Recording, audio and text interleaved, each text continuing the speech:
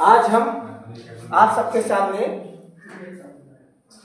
वितान भाग 1 में संकलित पाठ भारतीय कलाओं से आपका परिचय कराने जा रहे हैं कि आखिर भारतीय कलाओं का इनके लिए क्या महत्व है, यह आपको जानना और समझना है। इस पाठ के अंतर्गत हम आपको भारतीय कलाओं की क्या विशेषता है इससे परिचित कराएंगे। चित्रकला जो कि भारतीय कलाओं का अभिन्न अंग है, उसकी आपको परिचय कराएंगे। इसके साथ साथ संगीत कला और लोक कला जो कि भारतीय संस्कृति की अभिन्न विशेषता है, उससे हम आपका परिचय कराने जा रहे हैं। सबसे पहले आपको ये जानना है कि भारतीय कलाएं कहते किसको हैं। भारतीय कलाओं का मतलब होता है कि वह कलाएं जो कि हमारे भारतीय संस्कृति के गौरव को द्योतित करती हैं, और ये कलाएं प्राचीनतम भारत का अभिन्न परिचय कराती हैं। इन कलाओं में जहाँ तक बात है, सबसे बड़ी बात यह है कि यह कलाएं भारतीय एकता और अखंडता का प्रतिनिधित्व करती हैं। भारतीय कलाओं की दूसरी विशेषता यह है कि यह तत्कालीन संस्कृति को जीवंत रूप से उजागर करती है। इसकी तीसरी विशेषता यह है कि भारतीय कलाएं प्रत्येक परिप्रेक्ष्य में और प्रत्येक मायने में इस बात का परिचय देती है कि हमारी संस्कृति किसी मायने में किसी से कम नहीं है, वह विदेशी संस्कृति का भी अभिन्न अंग है और विदेशी संस्कृति के साथ साथ स्वदेशी संस्कृति का भी अभिन्न परिचायक है। इन कलाओं की एक और विशेषता यह है, जो सबसे बड़ी विशेषता यह है कि इन कलाओं के माध्यम से हमारा भारतवर्ष विश्व के कोने कोने में अपना परचम लहरा रहा है, और इन कलाओं के माध्यम से भारत ने विश्व गुरु के पद पर अपनी जो पदवी पाई है, इसमें इन कलाओं का बहुत बड़ा योगदान है। इन विशेषताओं के पश्चात आपको हमें बताना चाहते हैं कि इन कलाओं के 3 अभिन्नतम अंग हैं, जिनमें सबसे पहली है आपकी चित्रकला, दूसरी है संगीत कला और तीसरी है लोक कला। मैं इनसे आपका परिचय कराने जा रहा हूँ। सबसे पहला है आपकी चित्रकला। चित्रकला का आशय है ऐसी कलाएं जो कि विभिन्न प्रकार के पेंटिंग के माध्यम से, मूर्तियों के माध्यम से और तमाम प्रकार की जो है पत्थर पर उकेरी गई जो है चित्रकारियों के माध्यम से सामने आती है। इन चित्रकलाओं में सबसे पहला है प्रागैतिहासिक। यानी प्रागैतिहासिक का मतलब यह है ऐसा समय, ऐसा इतिहास जिसका कोई लिखित स्वरूप नहीं था, जिसको कि कभी राइटिंग रूप में लिखा नहीं गया, और वो पाषाण काल की सभ्यता है। इन सभ्यताओं की सबसे खास विशेषता यह है कि पाषाण काल में जो भी चित्रकारी हुई वह या तो गुफाओं पर हुई या तो पत्थरों पर हुई। और इन कलाओं में सबसे बड़ी बात यह है कि ये कलाएं आज भी जीवंत रूप से वैसी की वैसी बनी हुई है और लोगों के लिए एक मिसाल की तरह आज भी कायम है। और इनमें देखा जाए तो इन चित्रकारी में देखा जाए तो जो पहली चित्रकारी है वो है भीमबेटका।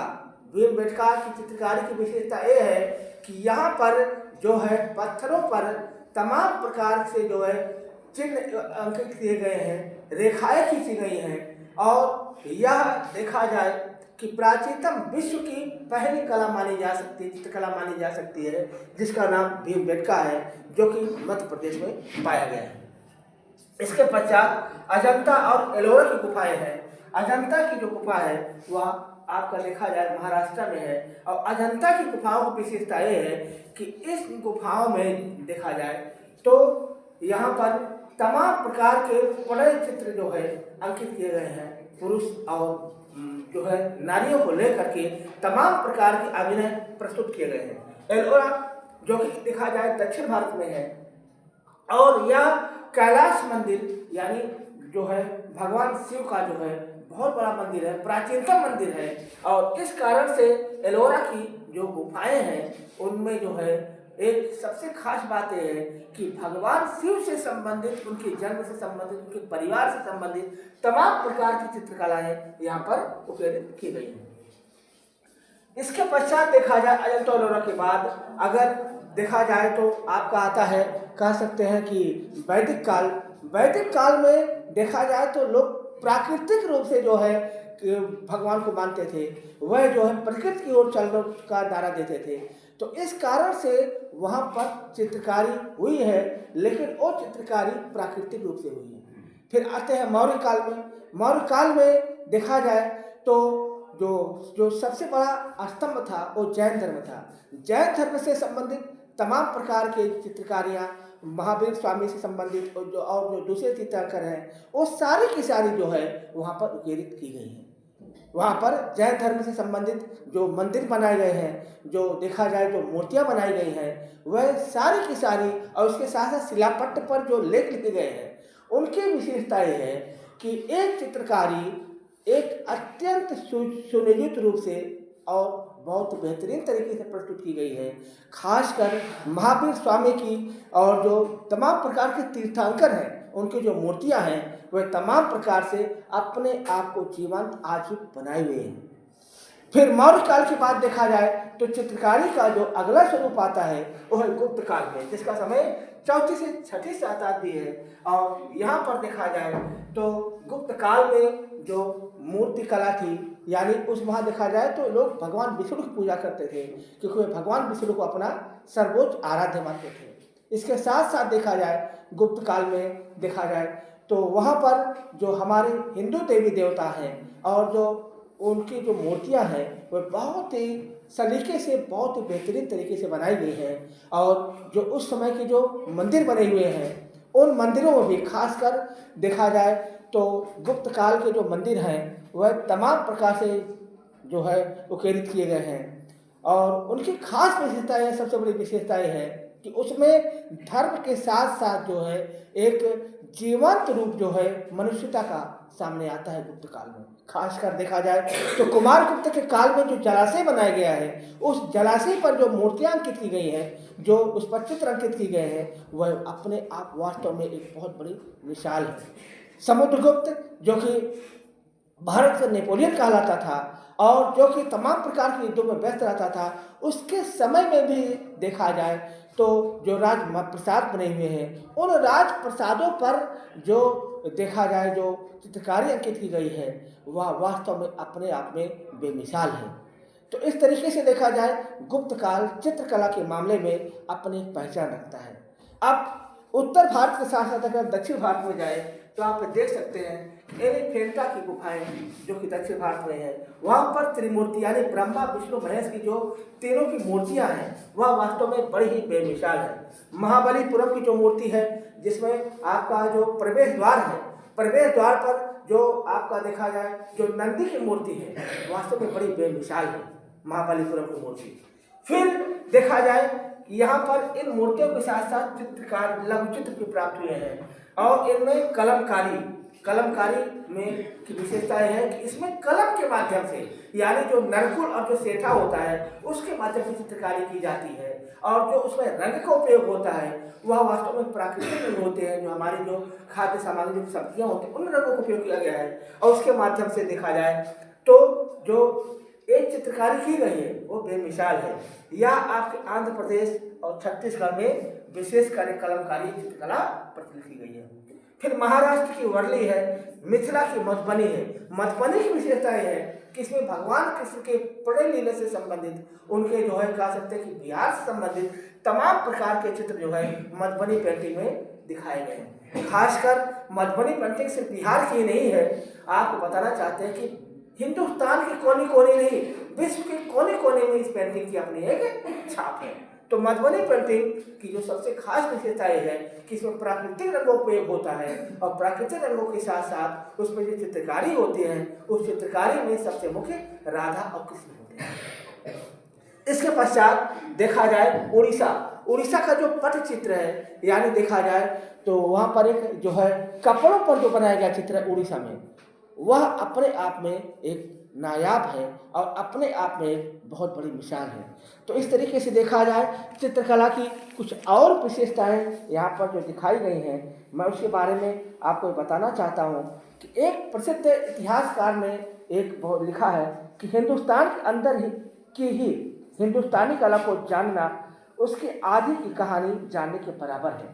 उसे पूरी तौर पर समझने के लिए हमें बौद्ध धर्म के साथ साथ मध्य एशिया, चीन और जापान तक जाना चाहिए।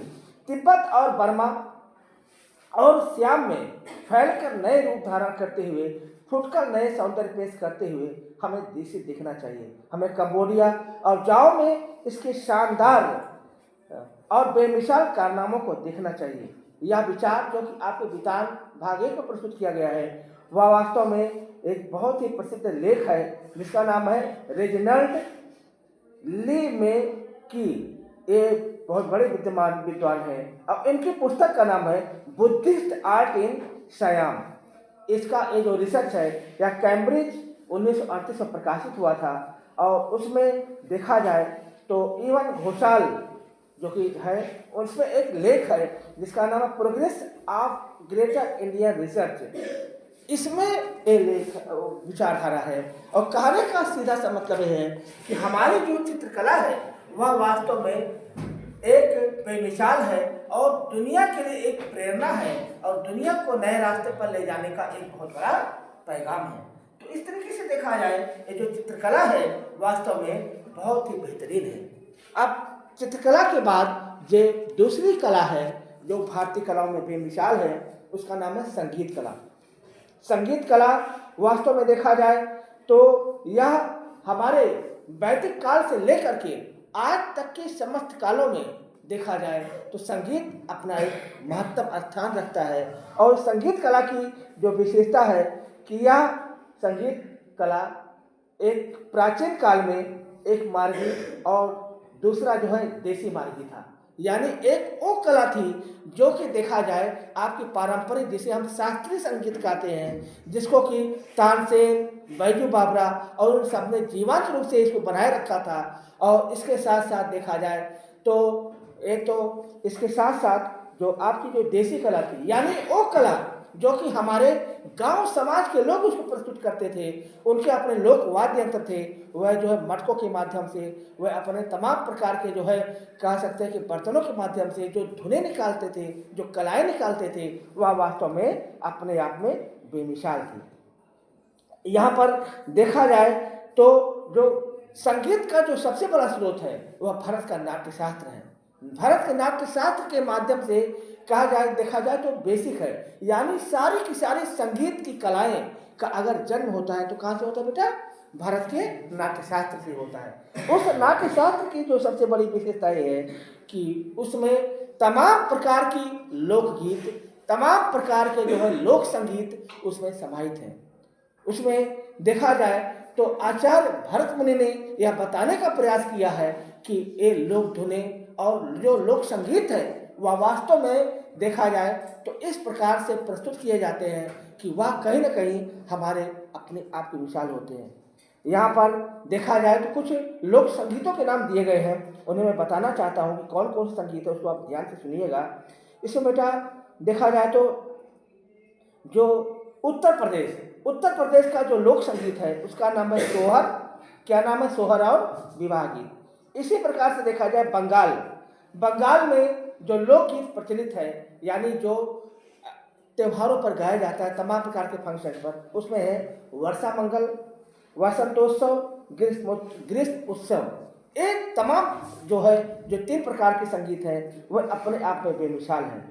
और इसके साथ साथ देखा जाए तो जो अपने उत्तर प्रदेश, बंगाल के अलावा जो है हमारे तमाम जो प्रदेश हैं उनकी अपनी पहचान है। जैसे आसाम में देखा जाए तो आसाम में जो आपका बिहू जो गीत है, लोकगीत है, वह अपने आप में एक बेमिसाल है। इसी तरह से मेघालय का देखा जाए तो मेघालय का जो अपना जो एक कह सकते हैं कि जो खासी और जो वहाँ का जो जैंतिया है, जो गारो का जो अपना लोकगीत है वह अपने आप में बेमिसाल है। इस तरीके से देखा जाए तो हर प्रदेश का अपना एक संगीत है, हर प्रकार, और उस संगीत के माध्यम से आज भी हम सब लाभान्वित होते हैं। हम सब आज यदि चाहे फिल्मी संगीत हो, चाहे आपका लोक संगीत हो, चाहे देखा जाए तो लोक संगीत के साथ साथ हमारा जो इसमें रिमिक्स चल रहा है, वो सारा का सारा जो हमें प्राप्त होता है, वो कहीं ना कहीं उस प्राप्ति का जो सबसे बड़ा स्रोत है वो क्या है बेटा, वो यहाँ का जो है कह सकते हैं कि जो है शास्त्रीय संगीत है, जिसका कि कर्णधार, जिसके कि प्रेरणा स्रोत कौन है, हमारे आचार्य भरत मुनि है। ठीक है। अब देखा जाए तो भारतीय लोक कलाओं का जो तीसरा अंग है वो है नृत्य कला। नृत्य कला देखा जाए इसकी जो उत्पत्ति होती है, जो आपकी पुस्तक में दिया गया है, वह भरत मुनि के नाट्यशास्त्र से होता है। नाट्यशास्त्र में नृत्य और नृत्य दो शब्द मिलते हैं, और जो है ये दोनों अभिनय के अलग अलग रूप हैं। नृत्य का मतलब होता है अभिनय, नृत्य का मतलब क्या होता है, अभिनय होता है, और इसमें शब्द और भंगिमा दोनों महत्वपूर्ण होते हैं। अब मैं आपको बताने जा रहा हूँ कि हमारे जो प्रदेश है, किस प्रदेश में कौन सा लोक नृत्य प्रसिद्ध है, उसको आप ध्यान से सुनिएगा और आप यहाँ से नोट भी कर लीजिएगा। ठीक है। इनमें मैं आपको बताना चाहता हूँ कौन कौन से हैं। अरुणाचल प्रदेश एक है बेटा आपका, अरुणाचल प्रदेश। अरुणाचल प्रदेश का जो लोक नृत्य है उसका नाम है निसी। क्या नाम है, निसी। आसाम का बिहू लोक नृत्य है। आंध्र प्रदेश का कोहलम है, और छत्तीसगढ़ तथा झारखंड का जो लोक नृत्य है उसका नाम है पंथी और राउत। क्या नाम है, पंथी और राउत। गुजरात का जो लोक नृत्य है उसका नाम है गरबा और राग टिप्पणी। हिमाचल का जो लोक नृत्य है उसका नाम है नागमेल और किन्नौरी। बंगाल, उड़ीसा और झारखंड का लोक नृत्य जो है उसका नाम है छाओ। क्या नाम है, छाओ नाम है। इसी तरीके से देखा जाए तो जो दूसरे प्रदेश के हैं वो मैं आपके सामने प्रस्तुत करने जा रहा हूँ। उसमें जो सबसे बड़ी बात यह है कि पंजाब का जो लोक नृत्य है, पंजाब के लोक नृत्य का नाम है गिद्धा। क्या नाम है, गिद्धा। राजस्थान में जो है क्या चलता है, घूमर। वो गाना नहीं है, घूमर घूमर घूमर घूमर, वो एक गाना है ना, क्या करके घूमर है, तो घूमर कहाँ का है, राजस्थान का है। गुजरात में डांडिया चलता है, जो डंडे से डांस करते हैं। ठीक है। और इसके साथ साथ महाराष्ट्र, जो कि अपने भारत का गौरव है, महाराष्ट्र में जो चलता है उसमें लावनी नृत्य। क्या है, लावनी। फिर इसके साथ साथ देखा जाए आंध्र प्रदेश, आपका कर्नाटक का जो नृत्य है उसका नाम है बालाकल। क्या नृत्य है, बालाकल, जिसे वहाँ के जो लोकल कबीले जिसका नाम डोंडवा है वो करते हैं। फिर केरल का जो लोक नृत्य है उसका नाम है कुर्बांजी। क्या नाम है, कुर्बांजी। और इस कुर्बांजी नृत्य की विशेषता यह है कि इसका जो प्रेरणा स्रोत है वो भारत का नाट्यशास्त्र है। फिर इस तरीके से देखा जाए तो जो हमारे तमाम प्रकार के जो लोक नृत्य हैं, इन लोक नृत्य की जो सबसे बड़ी विशेषता यह है कि यह नृत्य कहीं ना कहीं हमारे भारतीय संस्कृति को घोषित करते हैं और हमारे ग्रामीण समाज को हम लोगों के सामने प्रस्तुत करते हैं। यह लोक नृत्य की जो दूसरी विशेषता यह है कि यह लोक नृत्य कहीं ना कहीं हमारे तमाम प्रकार के नृत्य के अनुसंधान का केंद्र बना हुआ है। हमारे चाहे फिल्मी हो, चाहे शास्त्रीय जो है कि नृत्य हो, उनमें देखा जाए तो ये लोक नृत्य अपनी एक पहचान बनाए हुए हैं। इन लोक नृत्य की तीसरी विशेषता यह है कि यह लोक नृत्य विश्व के कोने कोने में विराजमान है, और चाहे आपका पाश्चात्य नृत्य हो, चाहे आपका देखा जाए तो अफ्रीकन नृत्य हो, कहीं का भी हो, उसमें कहीं ना कहीं हमारे जो लोक नृत्य हैं अपनी पहचान को बनाए हुए हैं, और अपनी पहचान को बनाने के साथ साथ वह तमाम प्रकार से अपने आप को जो है पहचान में रखे हुए हैं। विश्वगुरु हमारा भारत ऐसे नहीं है। अगर विश्वगुरु है तो उसमें चित्रकला तो का योगदान तो है ही, इसके साथ साथ संगीत कला का भी है, और जो आपका जो कह सकते हैं कि जो संगीत कला है, जो आपका देखा जाए तो जो आपका संगीत कला है जिसको कि हम कह सकते हैं, और जो नृत्य कला है उसका भी योगदान है। यहाँ पर आपके इस पाठ में कुछ नृत्य के नाम दिए गए हैं जो कि हाथों की मुद्राओं से होते हैं। हाथ की जो मुद्राएं होती हैं तमाम प्रकार की, उनमें कौन कौन सा है वो आपको जानना चाहिए। इनमें है केरल का कथकली। केरल का क्या है? कथकली। मोहिनी अट्टम। ये दोनों जो है हाथों के भंगिमाओं को लेकर के हैं। उत्तर प्रदेश का कथक, जो कथक नृत्य होता है वह हाथों की भंगिमाओं पर होता है। आंध्र प्रदेश का कुचिपुड़ी, उड़ीसा का ओडिसी, मणिपुर का मणिपुरी, कर्नाटक और तमिलनाडु का भरतनाट्यम। तो इस तरीके से देखा जाए तो जो हाथों की जो मुद्राओं पर हैं और जो आपके पैरों की मुद्राओं पर हैं, जिसे मैंने पहले बताया था, वास्तव में वह हमारे भारतीय संस्कृति की अभिन्न पहचान है। और सबसे बड़ी बात है कि जो एक त्रिमूर्ति का संगम है, जिसको कि हम कह सकते हैं चित्रकला, और चित्रकला के साथ साथ संगीत कला, और संगीत कला के साथ साथ आपका जो कह सकते हैं कि जो नृत्य कला है, ये तीनों कलाएं हमारे प्राचीन भारत का गौरव तो है ही। एक प्राचीन भारत का गौरव विश्व गुरु के साथ साथ विश्व बंधुत्व की भावना को भी साकार करते हैं और हमारे भारतीय पहचान को उकेरित करने में कहीं न कहीं अपनी एक बहुत बड़ी जो है मदद करते हैं। और देखा जाए तो ये जो भारतीय कलाएं हैं वास्तव में अपने आप में बेमिसाल हैं। इन कलाओं से हमें सीखना चाहिए और इन कलाओं को जीवंत रखने का प्रयास करना चाहिए। थोड़ा सा दुख भी होता है बताते हुए कि हमारे जो लोक कलाएं हैं, जो हमारे लोक नृत्य हैं, जो हमारे कह सकते हैं कि जो लोक चित्रकारियाँ हैं, वह समय के साथ साथ लुप्त होती चली जा रही हैं। हमें इन कलाओं को बचाने की ज़रूरत है।